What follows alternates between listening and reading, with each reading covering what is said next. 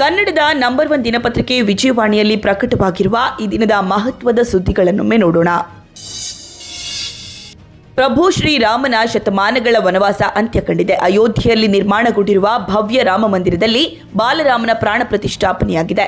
ದೇಶ ವಿದೇಶಗಳಿಂದ ಆಗಮಿಸಿದ್ದ ಸಾವಿರಾರು ಗಣ್ಯರು, ಸಾಧು ಸಂತರು, ಎಲ್ಲ ಸಮುದಾಯಗಳ ಪ್ರತಿನಿಧಿಗಳನ್ನು ಒಳಗೊಂಡ ಕಾರ್ಯಕ್ರಮಕ್ಕೆ ಪ್ರಧಾನಿ ನರೇಂದ್ರ ಮೋದಿ ಚಾಲನೆ ನೀಡಿದರು.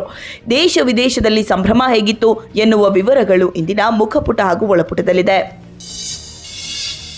ಸರ್ಕಾರದ ಮಹತ್ವಾಕಾಂಕ್ಷಿ ಕಾರ್ಯಕ್ರಮ ಹಾಗೂ ಕಾಂಗ್ರೆಸ್ ಪ್ರಣಾಳಿಕೆಯ 5ನೇ ಗ್ಯಾರಂಟಿಯಾದ ಯುವ ನಿಧಿಗೆ ನೋಂದಣಿ ಸರ್ಕಾರದ ನಿರೀಕ್ಷಿತ ಪ್ರಮಾಣವನ್ನ ಮುಟ್ಟಿಲ್ಲ. ಈ ಕಾರಣಕ್ಕಾಗಿ ಹೆಚ್ಚಿನ ನೋಂದಣಿಗೆ ಜಾಗೃತಿ ಮೂಡಿಸಲಾಗ್ತಾ ಇದೆ.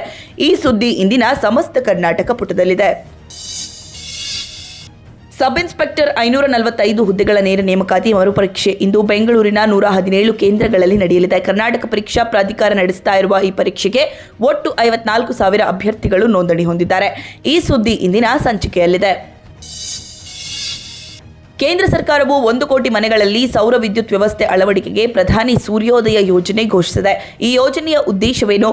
ಬಾಲರಾಮನ ಪ್ರಾಣ ಪ್ರತಿಷ್ಠಾಪನಾ ದಿನದಂದೇ ಈ ಯೋಜನೆ ಘೋಷಣೆಯಾಗಿದ್ದೇಕೆ ಎನ್ನುವ ವಿವರ ಇಂದಿನ ಮುಖಪುಟದಲ್ಲಿದೆ. ಝೀ ಎಂಟರ್ಟೈನ್ಮೆಂಟ್ ಎಂಟರ್ಪ್ರೈಸಸ್ ಜೊತೆಗೆ ಜಪಾನ್ನ ಸೋನಿ ಗ್ರೂಪ್ ಕಾರ್ಪೊರೇಷನ್ 80,000 ಕೋಟಿ ರೂಪಾಯಿ ಮೊತ್ತದ ಒಪ್ಪಂದ ಕೊನೆಗೂ ಮುರಿದು ಬಿದ್ದಿದೆ. ಸೋನಿ ಸಂಸ್ಥೆ ಒಡಂಬಡಿಕೆ ರದ್ದತಿಯ ನೋಟಿಸ್ ಕಳಿಸಿದೆ. ಈ ಬಗ್ಗೆ ಸೋನಿ ಸಂಸ್ಥೆ ನೀಡಿದ ಕಾರಣವೇನು, ಝೀ ಸಂಸ್ಥೆ ಹೇಳೋದೇನು ಎಂಬ ವರದಿ ಇಂದಿನ ದೇಶ ವಿದೇಶ ಪುಟದಲ್ಲಿದೆ. ಇತ್ತ ರಾಮ ಮಂದಿರದಲ್ಲಿ ಪ್ರಾಣ ಪ್ರತಿಷ್ಠಾಪನೆ ನಡೆದಿದ್ರೆ, ಅತ್ತ ಭಾರತ್ ಜೋಡೋ ನ್ಯಾಯ ಯಾತ್ರೆ ನಡೆಸುತ್ತಿರುವ ಕಾಂಗ್ರೆಸ್ ನಾಯಕ ರಾಹುಲ್ ಗಾಂಧಿಗೆ ಅಸ್ಸಾಂನಲ್ಲಿ ದೇವಸ್ಥಾನವೊಂದನ್ನು ಪ್ರವೇಶಿಸಲು ಅನುಮತಿ ನಿರಾಕರಿಸಲಾಗಿದೆ. ಈ ಬಗ್ಗೆ ಕಾಂಗ್ರೆಸ್ ಮುಖಂಡರು ಹೇಳೋದೇನು ಎನ್ನುವ ವಿವರ ಇಂದಿನ ಸಂಚಿಕೆಯಲ್ಲಿದೆ. ಒಂದು ಸರಳ ಪ್ರೇಮ ಕಥೆ ಚಿತ್ರದಲ್ಲಿ ವಿನಯ್ ರಾಜ್ಕುಮಾರ್ ಮುಖ್ಯ ಭೂಮಿಕೆಯಲ್ಲಿದ್ದಾರೆ. ಸುನಿ ನಿರ್ದೇಶನದ ಚಿತ್ರದಲ್ಲಿ ವಿನಯ್ಗೆ ಜೋಡಿಯಾಗಿ ಸ್ವಾತಿಷ್ಠಾ ಕೃಷ್ಣನ್ ಹಾಗೂ ರಾಧಾಕೃಷ್ಣ ಧಾರಾವಾಹಿ ಖ್ಯಾತಿಯ ಮಲ್ಲಿಕಾ ಸಿಂಗ್ ಅಭಿನಯಿಸ್ತಾ ಇದ್ದಾರೆ. ಈ ಕುರಿತ ವರದಿ ಇಂದಿನ ಉಲ್ಲಾಸ ಪುಟದಲ್ಲಿದೆ.